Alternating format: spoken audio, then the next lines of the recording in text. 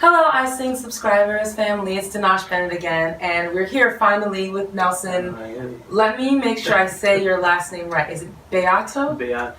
Beato, with a little.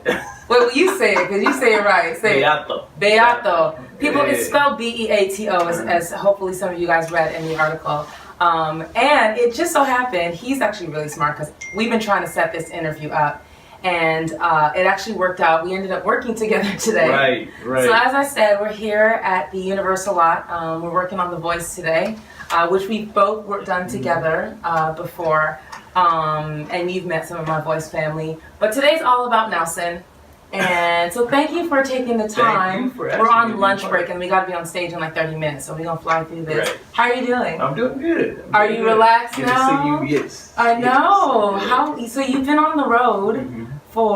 You've just come off the road. Are you on a little bit of a break now? Is that right? Yeah. Okay. I don't go back with Stevie until the spring, but doing stuff in between. Okay, well, good timing. This worked out because I'm doing this touring series, and we talked to Kylie Dean, who was on Madonna, and now we're here with you, who's on Stevie Wonder. I don't mean to name drop, but these are just only some of the biggest artists, and my friends happen to work for these amazing people. So thank you for asking. This was a dream, has been my dream, so, if you get sick or anything, let me know. I got you. I'm kidding. Sure you know. But you've been doing this for so long, and this is, you've done some touring, like little, but this is like a major... The first, of this level. Yeah. And this has been kind of a dream for you. Yeah, definitely. Because as you know... Right. We've been talking about, trading places, and that's kind of the theme of this issue.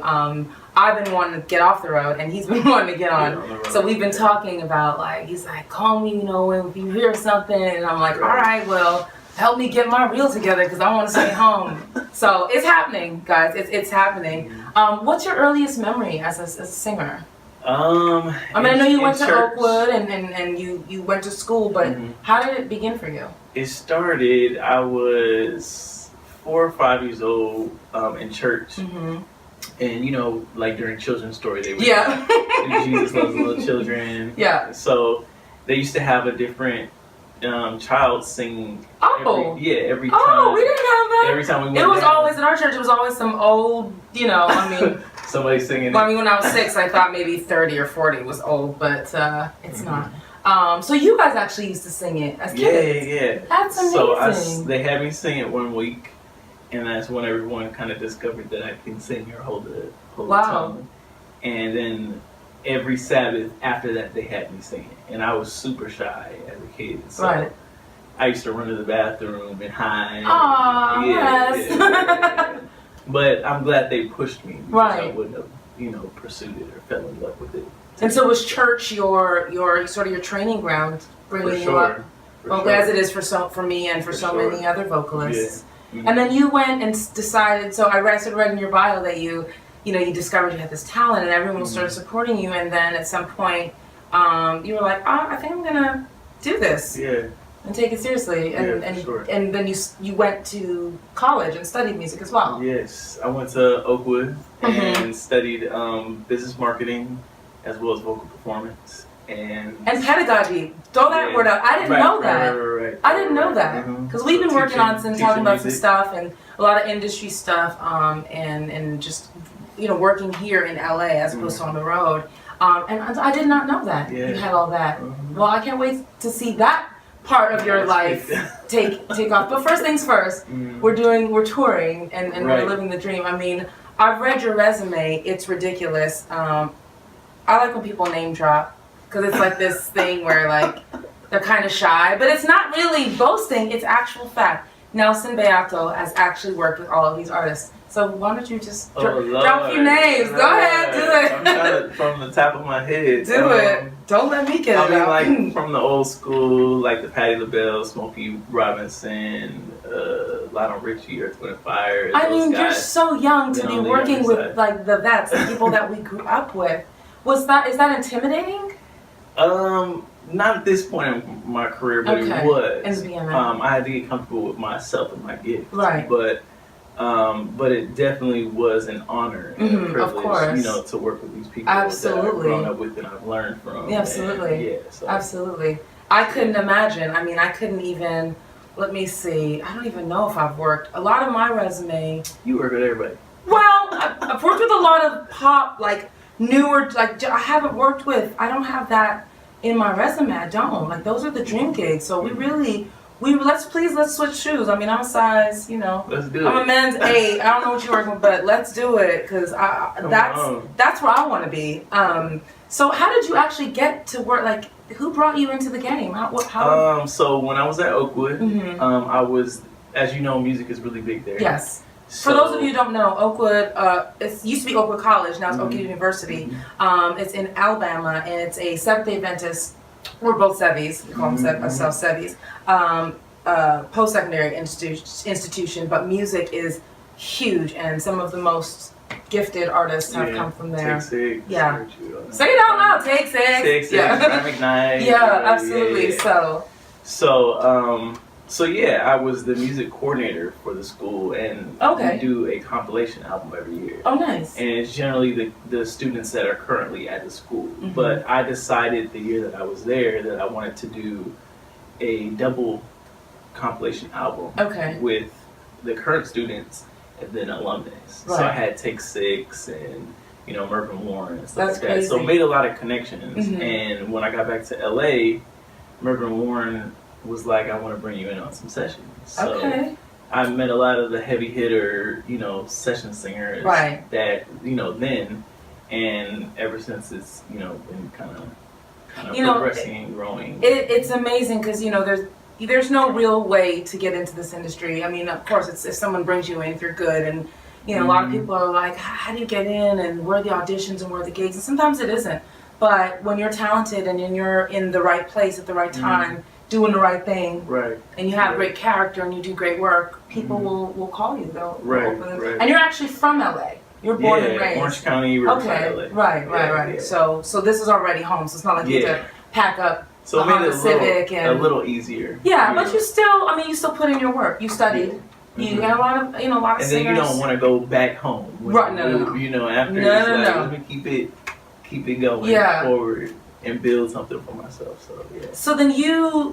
So they brought you in on these sessions, and I mean, if I can say, again, you're one of the top young singers, session singers in LA. Like, you're that next generation of singer. I mean, you've done everything. I mean, commercials, film, TV.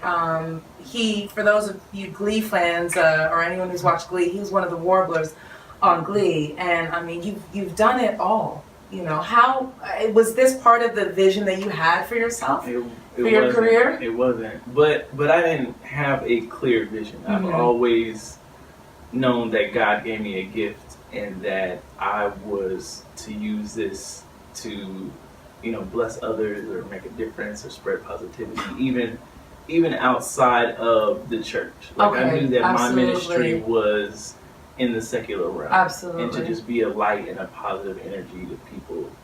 You better preach a word on the Sabbath, amen. But I love what you said. Again, referencing your bio, you said something about not being destined for fame, but fulfilling your purpose. Is that? Am I close with that? Which I think is amazing. I know I didn't know what my purpose was either, and I just wanted to sing. I thought I was going to be a star, because a lot of us just see that, and we don't really, I didn't have that insight at that point.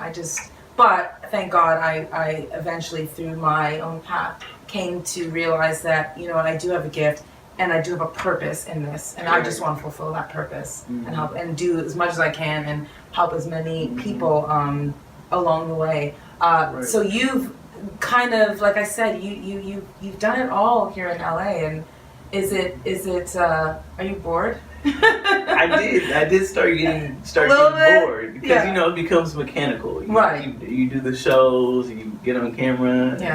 So you're seasoned and you know the ins and outs.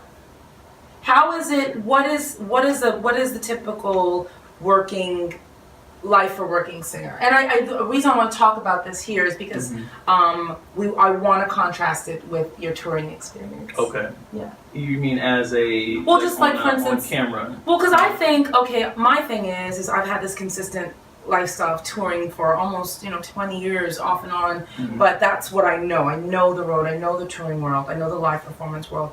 I've dipped and dabbled in the session stuff here and there. So for me, looking at getting off the road, like this is where I would think would be the next logical step as far as consistent work, building your retirement fund, all these other things, and still being able to sing a lot of amazing different kinds of music, but be able to stay home and come to my bed every night. And that has definitely been the advantage, the great side of things. I would say the other side would just be the mechanical end. Just everything is very formulated, and sometimes it's not an opportunity for you to be as creative as you want to be. Right. So sometimes you lose that personal creativeness or creativity because you're at someone else's. They're under their whatever their direction decide. or what they decide. But exactly. On the live end of things, like touring, it gave me an opportunity to really push myself vocally. Okay. To step out as a lead singer, not just background vocalist. Okay. So I always say, like, the Stevie gig is like church. Did you know that? Did you think that touring could offer you that, or had you sort of had a little taste of it and like that's where I want to be? For me, the touring element, I more thought of the travel, like being able to see the world and just that element of things. But I wasn't thinking in the perspective of being pushed, outside of my comfort zone and really taking charge of my gift and entertaining, a crowd. Because like I said, like TV, you're entertaining, but it's a very formulated. Like I've gotten comfortable in this element, like on a camera, entertaining people, but like where it's an arena of people. It's live. It's the live energy. It's adrenaline. It's different every night. You never know what to expect. So it's different, but you've mastered. I mean, you know how to what is required in a session. I mean, you got to be able to read music. I mean, to at least be able to do much. You have to know. I'm sure there's a certain etiquette that goes along with it. What would you say, because you are a pro? I won't call you a vet, but because you are a pro on that side of the things, what would you say would be some key things as far as in LA to survive in the local scene as a singer? Just being versatile. Definitely being your precision, being able to pick up things very quickly. Right. Also, of course, like your etiquette, like you said, personality, that is a huge thing. Right. Because there's people who are just, I don't want to say mediocre talent, but have been very successful because they know how to work with people. Yeah, that's so key. And because of relationships. Absolutely. And our industry is referral driven. Yeah. So you got to know how to play the game in a sense, but still be organic and true to yourself. Absolutely. So keeping that balance as well. Yeah. Absolutely. And how do you what do you do? I mean, there isn't like an agency per se, so obviously you kind of had someone bring you in. Do you bring other people in, or are you because there's these contractors that do that sort of run this scene. How does one get in with the contractor if you don't Is it referral based? Very referral based, yeah. So early on I didn't really have the opportunity to refer people. Well, because you just came in. Right? Yeah, I just came in and the people refer me, and I kind of felt bad because, I couldn't, return the favor. But now it's gotten to a point where, people trust me and communicate. I need a singer, I need a female, I need this, I need that. So, yeah. Cool. Okay, so like I said, this is called Trading Places, which I feel like you and I are doing. Right. It's been a couple of years in the making. Like, I mean, I love touring, and of course I know the benefits, but you are so successful here. I'm sure a lot of people are going to be upset when they go to call you and you're like, well, has that already happened? Yes. Yeah, they're like, Nelson, we need you. And you're like, actually, I'm in Poughkeepsie and now. I don't like turning down work. No, I know. It's hard. It's hard. And I've had to do the same. But now I'm on the road so much, people don't even think I'm here. So I have to make a point when I come home. But when you got LA in the palm of your hand right now, why would you want to leave? Why would you? People think I'm crazy because they're like, I mean, you tour for everybody. Why do you want to take? I'm like, well, I have my reasons, and I'm sure you do too. Yeah. What are some of those reasons? I'm at a place where I want to be challenged, and I want something new, Yeah. and I want to be creative, and I feel like that's the outlet right now. The next step for you. Yeah, the next Absolutely. Step. And then, who knows what's next? Yeah. But that's definitely, where I'm at. I will say it has been amazing. I didn't realize how much I loved to travel, how much I loved just different cultures. I loved experiencing things. Mm-hmm. I love hotel spas that I don't have to pay for. There's perks. Right. There's the upside and there's the downside, mm-hmm. and I'm sure you've experienced a little bit of that. Right. So how's the road? How's great. Stevie? That's what I want to know. He's awesome. Is he amazing? Very, very amazing person. He believes in people, and it's interesting because you work with a lot of artists who don't allow you to shine, or I've dealt with male artists where it's like, mm-hmm. Yeah, there's a bit of ego. Yeah, there's some competition. Ego stuff. But with him, it's very like a mentor. Nice. It's like someone who believes in you, who is pushing you, who thinks you can do anything. He thinks incredible. We're all like super humans or something. Well, that's amazing. Obviously, he's had such an amazing career of songwriting and performing, and just like he's changed. I grew up on his stuff. Like he's one of my top. I don't know. I'd say I have a top 3, and he's up there. And at that point, you'd hope that they've just. I mean, you've done everything. You're just giving now, and right? You're just, and that's what he does. Yeah, that's what he does. That's incredible. Mm-hmm. How was being on tour with someone like not like him, but even just being on the road? It's been great. Have it lived up to your expectations?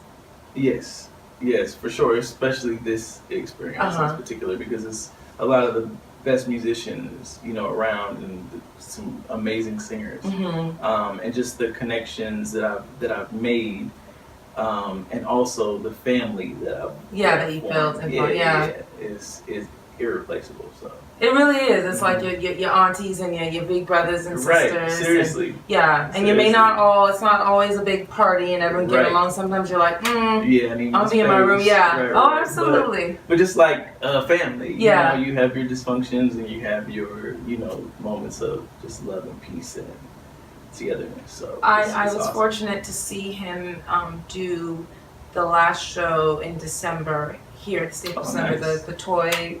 House of Toys or something. And oh my gosh, I sung every song. Both my husband and I were huge Stevie fans, and we sung every song. We danced. But yeah, that's that's a long show. How do you take care of yourself? 3.5. And he's not hours. like I'm gonna do one show every 3-4 days. Like y'all have been. I feel like I turn on Facebook and Instagram and I see y'all are Showtime in this city. Showtime. You guys are working. Mm-hmm. He's making y'all work for that money. Right. How have you been? How are you staying healthy, vocally, physically, spiritually, all of that? Yeah, I have my herbs and my remedies. Right. But, definitely, you got to get sleep when you can get the sleep. And getting your 8 hours. Or whatever you can. Wrapping up. Mm-hmm. I even wrap up at night. Yeah. In a scarf in the hotel rooms. Because as you know. That AC and that tour bus and that venue and that, all of that. Absolutely. So just taking care of yourself, diet, exercising. I work out every morning, and I try to solicit other people in the band with me. Good. Good luck. My band will work out with me for nothing. We started a water challenge on our off days. Drink a gallon of water. Okay. Nice. Little stuff to make it work. Yeah. Make it work. Yeah. Oh, good for you. What's your favorite Stevie song? Ooh. I know he's got like 8,000 albums. I can't. What's one to sing on the show? Because it's songs of the key of life. It's songs of the key of life. Do you have a favorite on that album? For me to sing with him,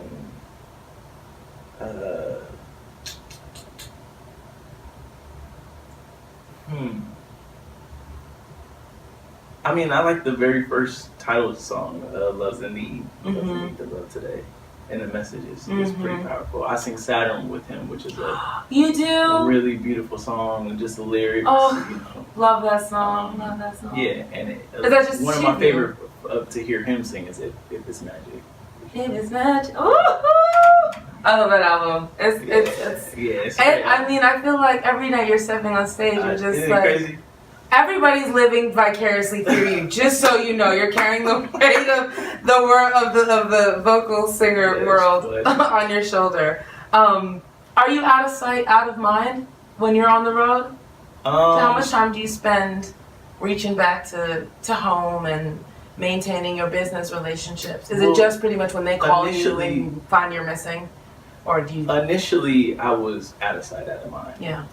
I didn't know how to balance. Okay. When I saw all the roadies and how they function on the road, like going to the neighboring cleaner, the grocery store, or, working on doing sessions from their hotel room and stuff like that, I was like, I can do this. Yeah, absolutely. Life goes on, so I learned how to balance it out. It has to. I mean, I wish I haven't toured domestically in about a year. Most of the touring that I do has been overseas, so between Skype and FaceTime, and sometimes I have to time it because when the West Coast of America wakes up, it's like 4:00 in the afternoon in London, and it's 7 whatever time, and I'm thinking it's 11 a.m. in Toronto or New York, and I'm thank God for the iPhone that has all the the time zones. Right. But what I have learned, I used to feel this pressure, this anxiety